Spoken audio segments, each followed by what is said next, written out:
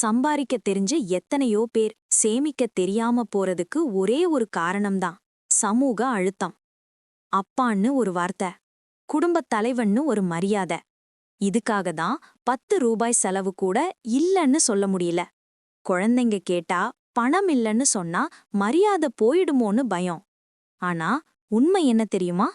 இதே சின்ன சின்ன சில்லறை செலவுதான் நம்ம அப்பான்னு சொல்ற கௌரவத்தை ஒவ்வொரு நாளும் கொஞ்சம் கொஞ்சமா செதைச்சுக்கிட்டு இருக்கு. நிஜமான குடும்பத் தலைவன் யாரு தெரியுமா? பெரிய பெரிய பில் கட்டுறவனா? இல்ல, சின்ன சின்ன செலவன் நோன்னு சொல்ல துணிஞ்சவன்தான். இன்னைக்கு ஒரு ரூபாய சேமிச்சா நாளைக்கு 1,00,000 நிமிர்ந்து நிக்கும். அப்பா என்ற மரியாதை பணத்தை செலவு பண்றதுல இல்ல, பணத்தை பாதுகாக்கிறதுல இருக்கு என்று தமிழரசின் மனது இங்கே பேசுகிறது. என்னடா இது ஒரு வாழ்க்கை! மாசம் முழுக்க உழைச்சு சம்பளம் வந்த அன்னிக்கு அதுக்கு ரெக்க முளைச்சிடுது. யாழினி ஒரு சின்ன சைக்கிள் கேட்டா இன்னைக்கு முடியாதுடின்னு சொல்ல முடியல. நண்பர்கள் டீக்கு கூப்பிட்டா பணமில்லன்னு சொல்ல பயந்து நானும் சேர்ந்து செலவு பண்ணி தொலைக்கிறேன். 100 ரூபா பெருசில்ல, ஆனா அந்த 100 ரூபா தினமும் என் எதிர்காலத்தை திருடுது. என் மகளுக்கு முன்னாடி நான் ஒரு கையாலாகாத அப்பனா நிக்கக்கூடாது. என் கையல் விழிகிட்ட இந்த தோல்வியை எப்படி சொல்றதுன்னு தெரியலடா. சாமி, இன்னைக்கு இந்த 100 ரூபாயை சேமிச்சா நாளைக்கு யாழினியோட சைக்கிள் ஏன் கையால கொடுக்க முடியும். இன்னைக்கு நோ சொல்ல கத்துக்கிட்டா நாளைக்கு எல்லாம் இருக்குன்னு சிரிச்சுக்கிட்டு நிக்க முடியும். இந்த மாற்றம் இன்னைக்கு தான் ஆரம்பிக்கணும். என் மகளோட கண்ணுல நான் ஹீரோவா இருக்கணும், கையாலாகாத அப்பனா இல்ல. கயல்விழி, நான் இன்னைக்கு ரொம்ப ஃபீல் பண்றேன். இந்த சமுதாயத்துல ஒரு அப்பாவோட கௌரவம் அவனோட பேங்க் பேலன்ஸ்ல தான் இருக்குன்னு நினைக்கிறேன். நாம 2 பேரும் எவ்வளோ உழைச்சாலும் இந்த சின்ன சின்ன செலவுகள்ல நம்ம ஆசைப்படுற பெரிய இலக்குகள்லாம் கரைஞ்சு போயிடுது.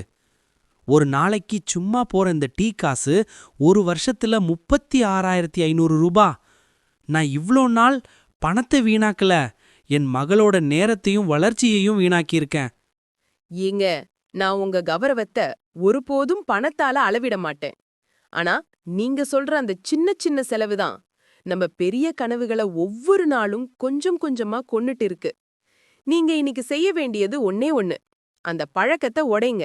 தினமும் அந்த 100 ரூபாய மட்டும் ஒரு உண்டியல்ல போடுங்க. ஒரு வருஷத்துல 36,500 ரூபாய் நிக்கும்.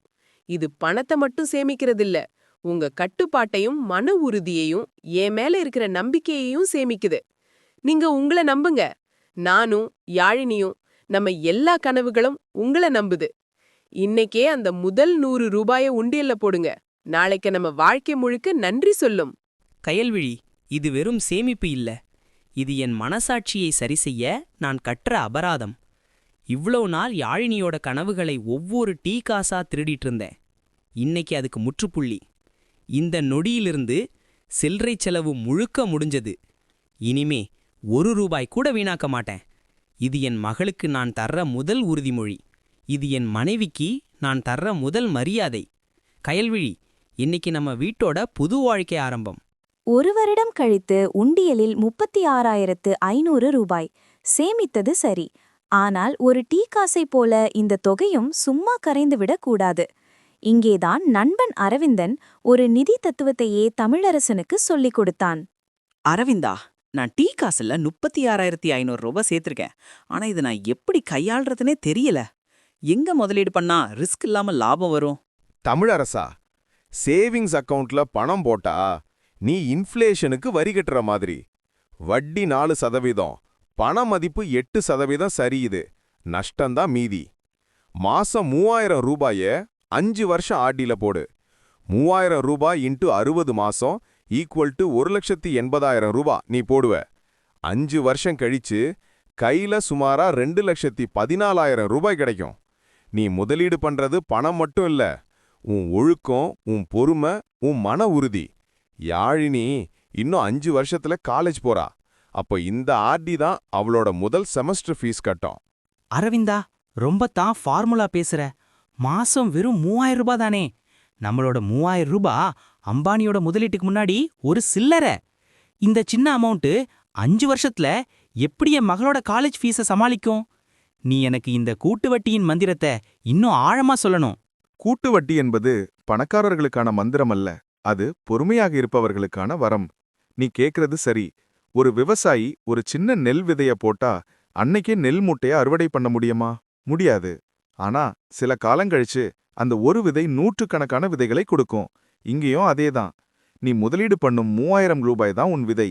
உதாரணத்துக்கு முதல் வருஷம் உனக்கு கிடைக்கும் 150 ரூபாய் வட்டி. ஆனா 2வது வருஷம் நீ போட்ட புது 3000 ரூபாய்க்கும் அந்த பழைய 150 ரூபாய்க்கும் சேர்த்து வட்டி வரும். 5 வருஷத்துல உனக்கு சுமார் 30,000 ரூபாய்க்கு மேல வட்டி மட்டும் சேர்ந்து வரும். நீ முதலீடு செய்த 1,80,000 ரூபாய் முதிர்வுல 2,10,000 ரூபாயை தாண்டும். இந்த 30,000 ரூபாய் நீ சும்மா வாங்கல, உன் டீ பழக்கத்தை தியாகம் செஞ்சதுக்காக கூட்டு வட்டி உனக்கு கொடுத்த பரிசு. தமிழரசன் உடனடியாக ஆர்டியை தொடங்கி ஒழுக்கத்துடன் சீமித்து வந்தார். சரியாக 2½ ஆண்டுகள் முடிந்தது.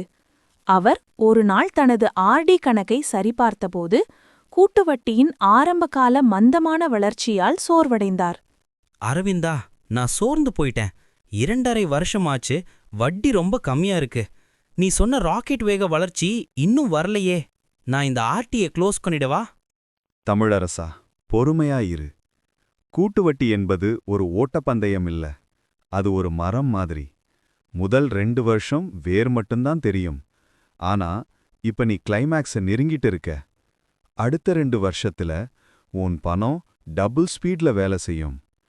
இன்னும் 2 வருஷத்துல உன் கண் முன்னாடியே இந்த மரம் பூத்து காய்த்து நிக்கும். நம்பிக்கைய மட்டும் கைவிடாத.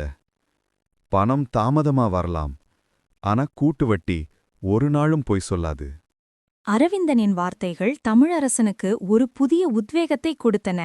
மீதமுள்ள 2½ ஆண்டுகளும் தமிழரசன் விடாப்பிடியாக சேமித்தார்.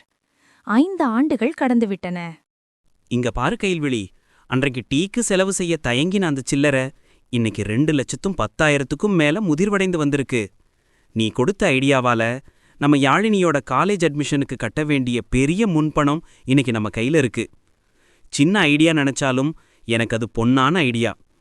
நான் அன்றைக்கு டீ குடிக்க கூட தயங்கினவன். இன்னைக்கு என் பொண்ணோட எதிர்காலத்துக்காக கோடிக்கோடியா சேர்க்க போறவன். இதுதான் நீ எனக்கு கொடுத்த வரம் கையிலு. நீ தான் என்னை இவ்ளோ பெரிய ஆளா மாத்தன. இனிமே நான் டீ குடிக்கவும் தயங்க மாட்டேன். ஆனா அந்த டீக்கு பதிலா நம்ம யாழினியோட கல்யாணத்துக்கு ஒரு ஹால் புக் பண்ணலாம்னு நினைக்கிறேன். நண்பர்களே, பெரிய முதலீட்டுக்காக காத்திருக்க வேண்டாம். உங்க வாழ்க்கையில் நீங்கள் தினமும் வீணடிக்கும் அந்த 100 ரூபாயை முதலீடு செய்யுங்கள். கூட்டு வட்டியின் மந்திரத்தை பயன்படுத்தி உங்கள் வாழ்வை வளமாக்குங்கள். கடைசி வரைக்கும் வீடியோ பார்த்ததற்கு மிகவும் நன்றி நண்பர்களே. இந்த வீடியோ வெறும் கதை மட்டும் இல்ல, கூட்டுவட்டியின் ரகசியத்தை சொல்லும் ஒரு சேமித்து வீடியோ கொடுத்துள்ளேன் என்று நம்புகிறேன். இந்த வீடியோவில் உங்களுக்கு ஏதாவது சந்தேகம் இருந்தால் கீழே உள்ள கமெண்ட் பாக்ஸில் சொல்லுங்க.